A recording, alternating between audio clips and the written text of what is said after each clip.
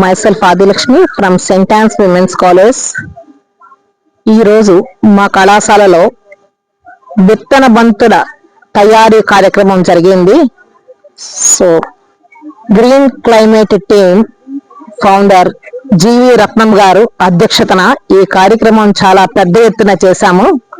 నిజంగా పిల్లలకి ఎంతో నైతిక విలువల్ని క్రమశిక్షణని మనం నేర్పిస్తూ ఉంటాము.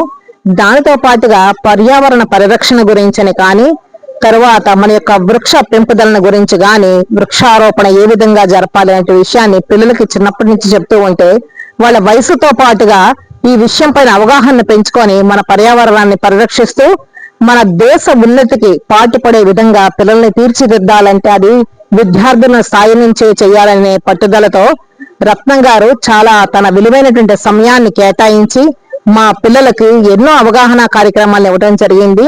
మంచి మెలకువలతో కూడినట్టుగా మన పర్యావరణాన్ని, మన యొక్క ఆక్సిజన్ పెంపుదలకి ఎలాంటి చర్యలు చేయాలి, ఏ విధమైనటువంటి మార్పులు చేర్పులు జీవన శైలిలో తెచ్చుకుంటే మన అసలైనటువంటి ప్రాణవాయువుతో చక్కని ప్రాణవాయువుని పీల్చుకుంటూ మన జీవితాలని సరిపించుకోగలం అనేటువంటి విషయాన్ని చాలా చక్కగా చెప్పారు.